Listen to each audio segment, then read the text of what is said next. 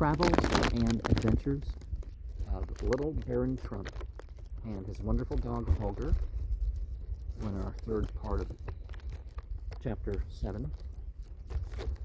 As Bennett Agah ceased speaking, he lifted his song, making the trailing mosses sway with the vigor of his notes.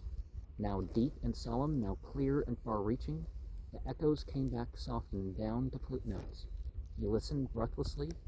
O wondrous man, thought I, even the sleeping echoes roused themselves to guide thy footsteps aright.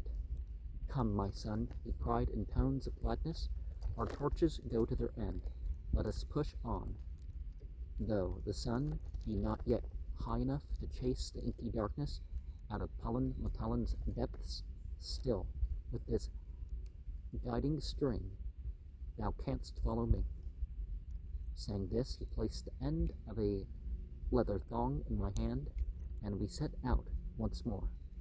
After we had been an hour or so under way, the sun's rays began so to temper the darkness of the great gloomy forest that my eyes were of some slight use to me. Again Bennett Agah broke out in a wild chant, and paused to catch the echo.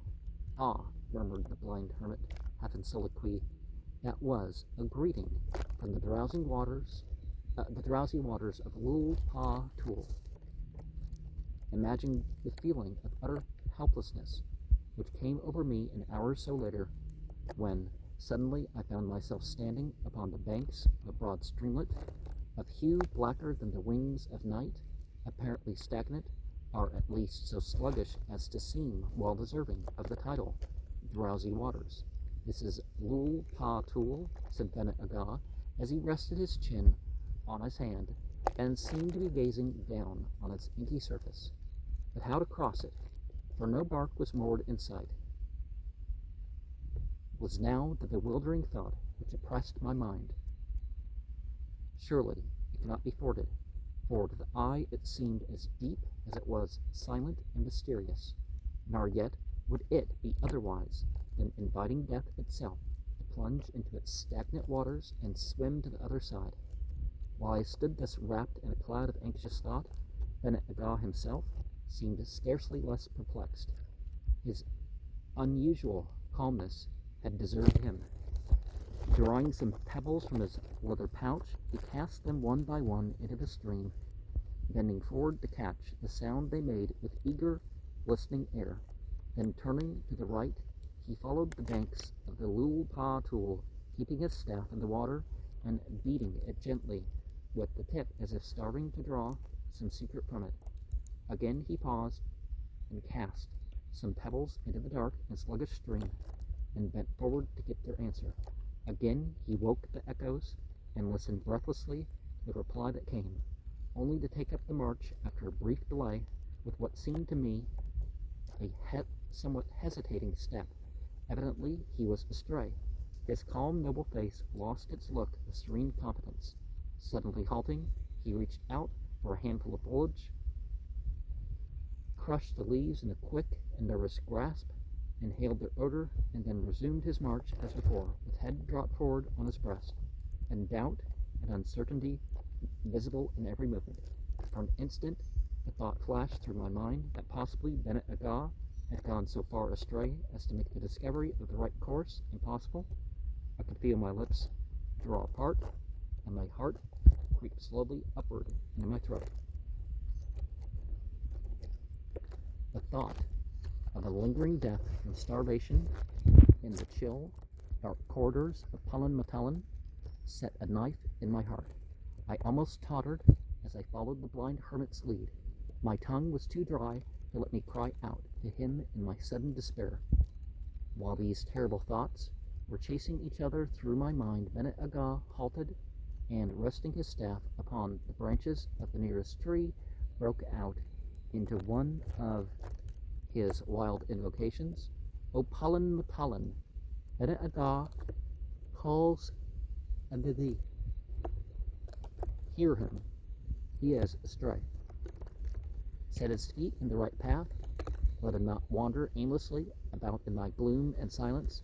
O Matallan, He is thy child, be kind and loving to him. With these words, Bennett Agah threw himself upon his knees, tore away the thick covering of moss, until he had laid bare the forest floor. From this he took up a handful of soil and pressed it between his fingers, as if to test some secret quality. When he arose, I knew that all was well. A radiant glow played about his features. He was himself again. Catching up his wand, he broke away with mad strides, as if pursued by very demons. Only by running could I keep within sight of him. On we sped, along the banks of Lul Pa Tul, stream with the drowsy water. Mile by mile, Bennett Agah, caroling his wild chants of glad thanks, I panting as if bent upon escaping fleshless death himself. Another 100 paces, and I would have fallen headlong to the ground. My feet seemed shod with lead. Bulgar set up a most piteous whining as he saw the look of despair settling on my face. Suddenly the blind hermit halted, and turning towards me, cried out in a joyous tone, "This is the place, my son. It is all over now. Fear nothing. Mount on my shoulders. Thou wilt not add a feather's weight to the burdens which I carry there.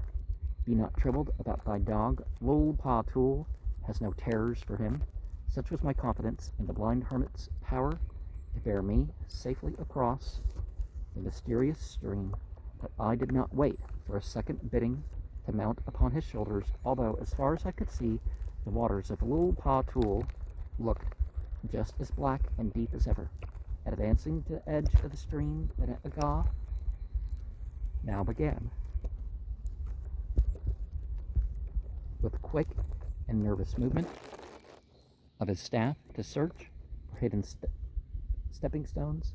In vain I strained my eyes to catch some sign of resting place for his feet, and yet they were there, for with giant strides, steadily sure and rapid, Bennett Agah passed over the drowsy waters of Lul Pa Tul and set me safely down on the other bank. I made effort to speak my thanks. Wonderment had robbed my tongue of power of utterance. I could only gaze in silence upon that noble face, now clad in all its former serenity, then turn and follow its owner's footsteps. After a few miles further advance, Bennett Agah halted, and bending his gaze upon me, as if his eyes were full of light, as his look was of radiance, spoke as follows: "My son, my task is done. Look, dost thou not see that gleam of light yonder? 'Tis the outer wall of Palin Matelin. Pass it, and thou wilt enter the world of noise and glare once more. Thou hast no further need of me. Go straight on, and in a brief half-hour the sun's rays will greet thee again. Once outside this pathless wood, thou wilt find thyself on a lofty perch, a sheer height of 200 feet above the plains below. Look about thee, and thou wilt see a stairway of solid rock leading downward to the plain, not such as built by hands of men, with steps of even height, hewn regular and smooth, but a rude, fantastic flight of stairs left standing there by nature when she cleared away the mass each side. Upon these narrow steps, smoothed by the beating storms of 10,000 years, the waters daily pour a treacherous slime, so that those who have rashly tried to pass to the fair land below now lie among the jagged rocks. No foot is sure enough to tread on the slippery steps of Bulgar. The fall means certain death. I cannot counsel thee, my son. Be wary, be wise, farewell." As this last word fell from Bennett Agah's lips, he flashed out of my sight like a spirit form. The Palin Matelin covered him with her darkness. He was gone. The tears gathered in my eyes. fain would I have pressed its hand to my lips. I knew it was useless for me to try and call him back, or to follow him. So, with a heavy heart, I turned and pressed forward in the direction he had indicated. I was soon at the outer edge of Pollen, and to tell the truth, I felt my heavy heart grow light again. Bulgar, too, showed his delight at being once more in the warm sunshine. Breaking out into the wildest barking, he raced hither and thither with the joyous air of a boy set free from long and irksome task. As Bennett Agah had described to me, I now found myself standing upon a lofty parapet, overlooking a delightful valley through which I longed to wander after my long stay at Bennett Agah's cave, and the gloomy trail through Pollen depths, walking along the edge of the cliff. I was not long in coming upon the stair of the evil spirit, or Boga Grappa, as it was called. It was jagged, irregular, and tilted here and there, and yet quite even and stair-like when one considered that it was of nature's building. As the blind hermit had warned me, the treacherous slime covered Boga Grappa's entire length, forever renewed by the impure waters which trickled down its steps. To attempt to descend would have been worse than madness. No human foot was sure enough to tread those slippery stones and reach the bottom. Although I was impelled by the strongest desire to hasten forward, I saw that a single rash act might end my life. Ordinary obstacles have no terror for me, but when nature sets a threatening barrier in my way, I halt, but do not surrender, and therefore I sat calmly down to ponder over the problem that faced me. For 3 days I tarried on this parapet, and each day I visited Boga Grappa and gazed long and fixedly upon its far-reaching flight of rocky steps. On the 3rd day I had solved the problem.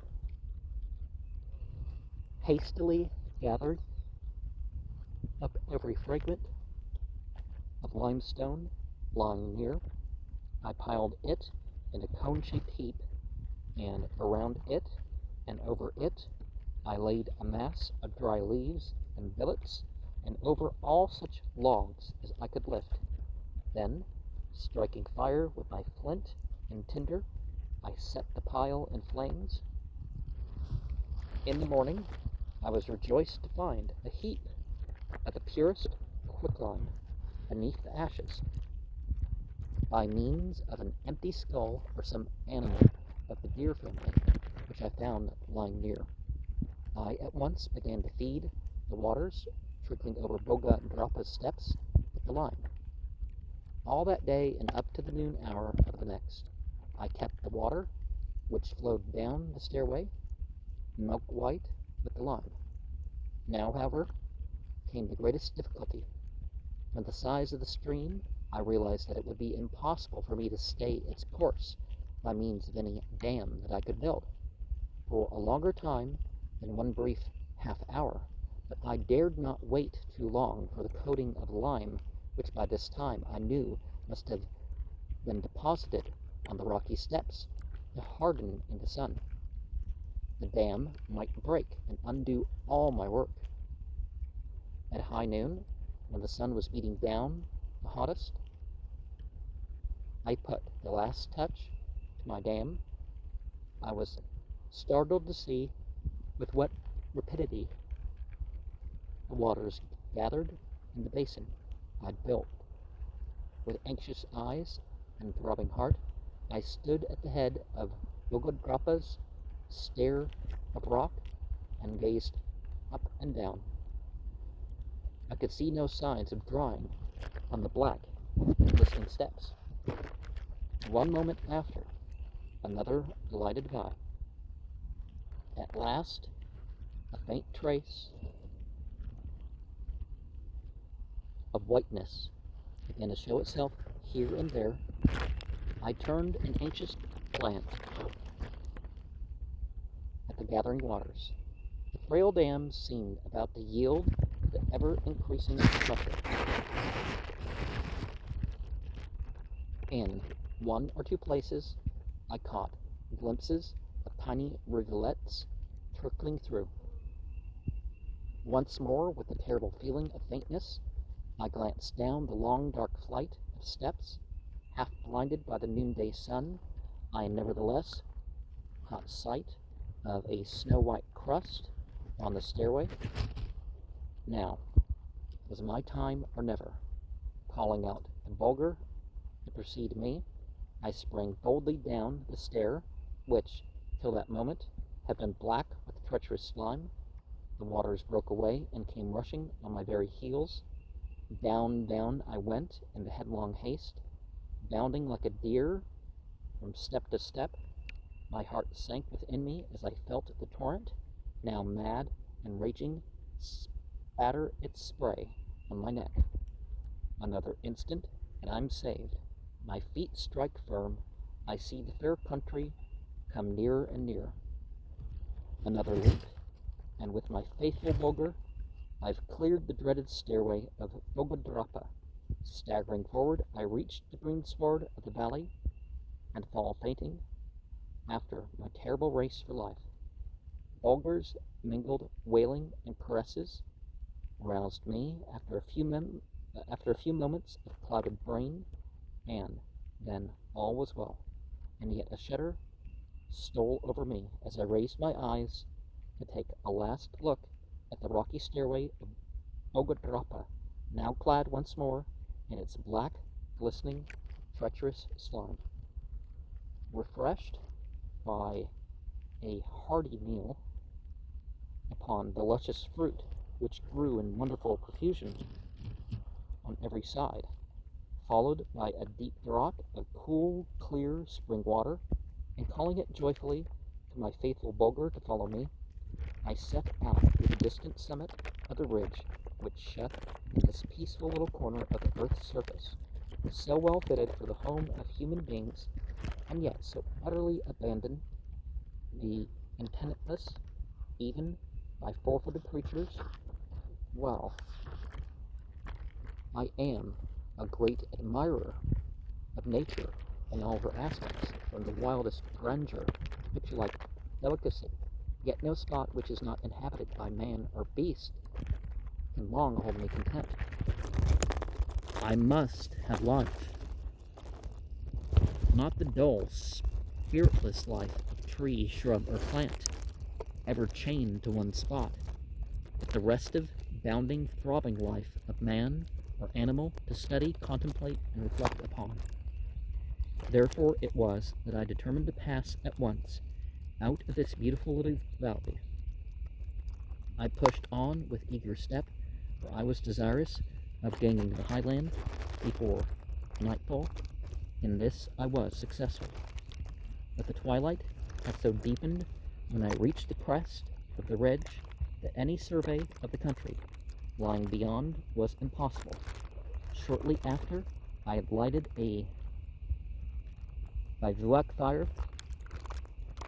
Bulgar came in with a bird of the quail kind, and I proceeded to broil it on the live embers.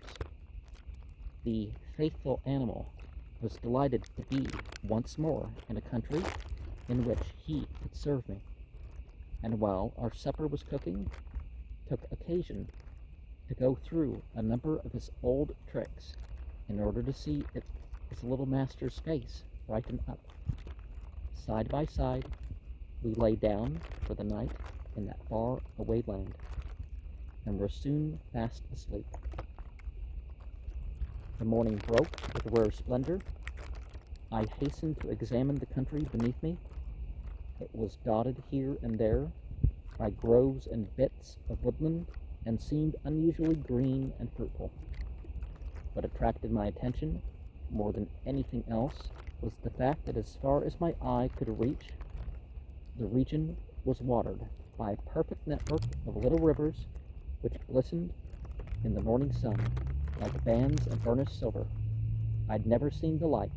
It occurred to me at once that should these streams prove too deep and rapid to ford, it would force me to change my course entirely and pass either to the north or south.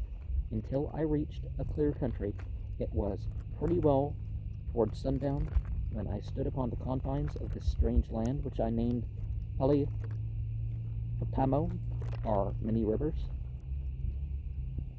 The streams, which varied from 10 to 20 feet in width, were deep, clear, and swift.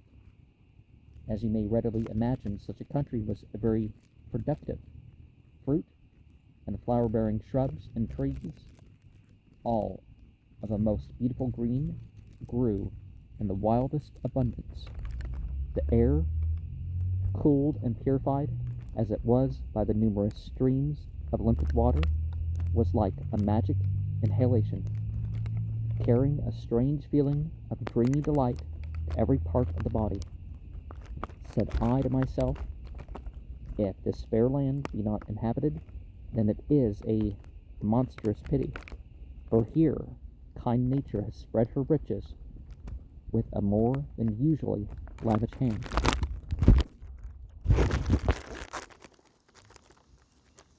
Bulgar and I stretched ourselves upon the bank of the first stream that we reached, and were preparing for a nap after our long day's tramp, when suddenly the strangest noises reached our ears. He started up with a look of mingled alarm and curiosity, which, could I have seen my own face, I would have undoubtedly have found pictured there in equally strong lines. Louder and louder grew these curious sounds.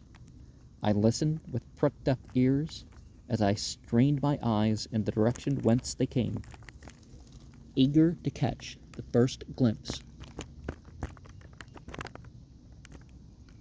of the beings who uttered them.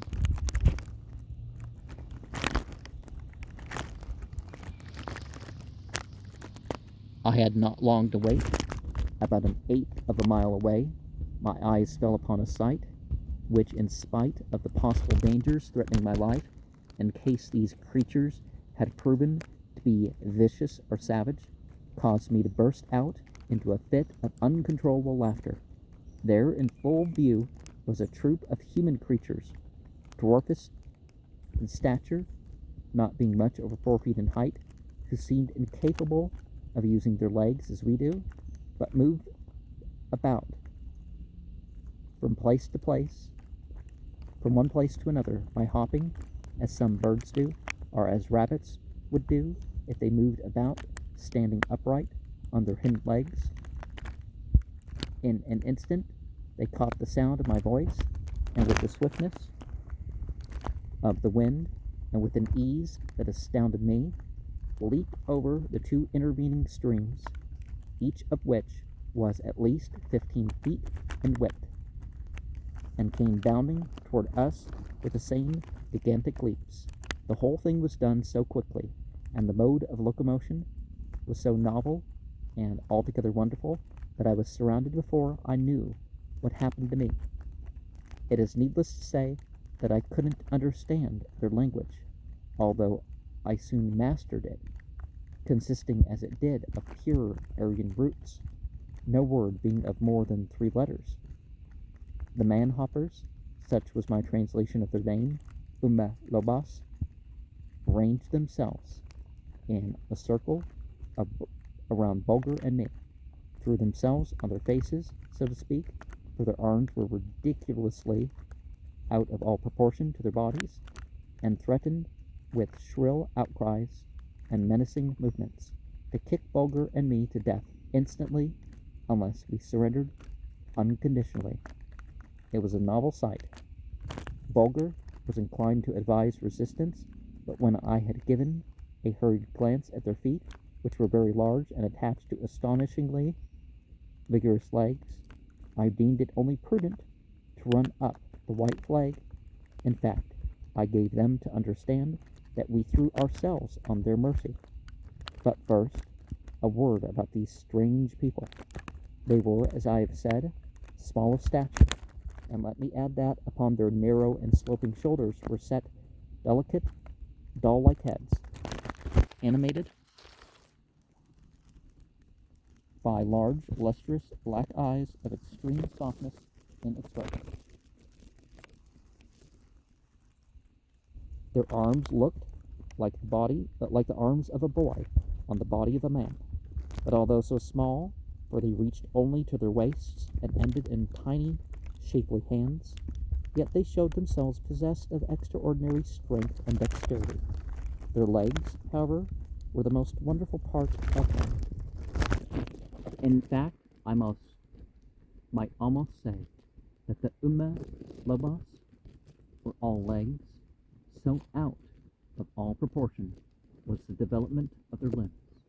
The effect of this disproportion may be easily imagined.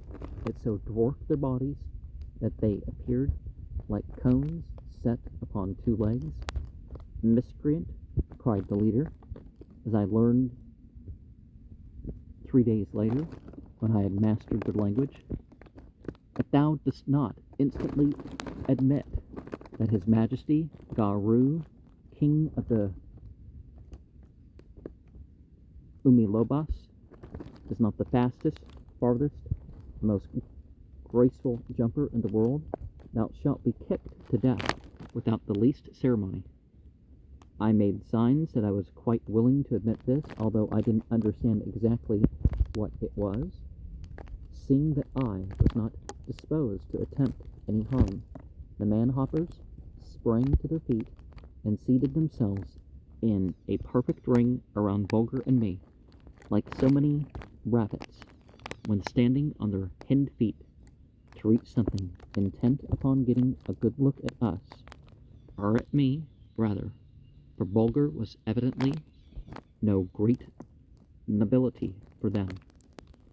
They kept up a perfect rattle of remarks in shrill piping tones upon my personal appearance. I, too, was by no means idle.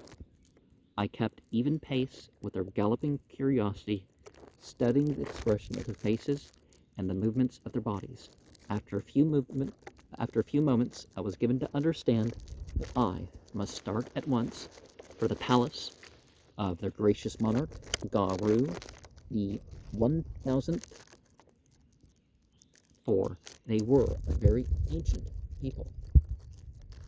As I rose to my feet and took a few steps towards the water, intending to assure them that I could not leap across the stream, it became their turn to laugh. And laugh they did too, with such spirit, such heartiness, I might almost say such violence, that I never realized till then that they laughed best who laughed last. Again and again, their piping, pygmy voices broke out in shrill chorus, while their pretty doll faces were convulsed with merriment.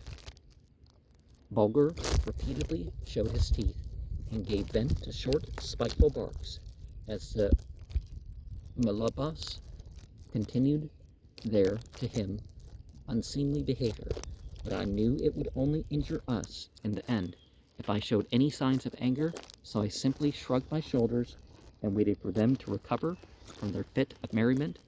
Finally, between the pauses of laughter, I caught such words as pendulum legs, man scissors, man tongs, flip-flop, wiggle-waggle, here she goes, there she goes.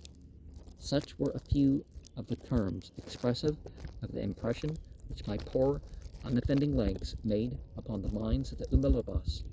They quieted down at last and again to begin to make signs that I should prepare to follow them, but at last I succeeded in making them understand that I was not a jumper and could no more leap across the stream in front of us than I could hop over the moon.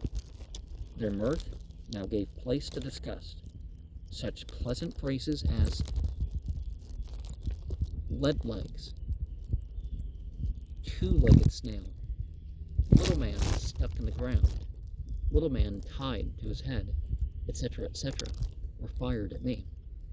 After a consultation, it was determined to dispatch two of their number for a sort of chase in use among the Umalabas, in which to transport Bulgar and me to the king's palace.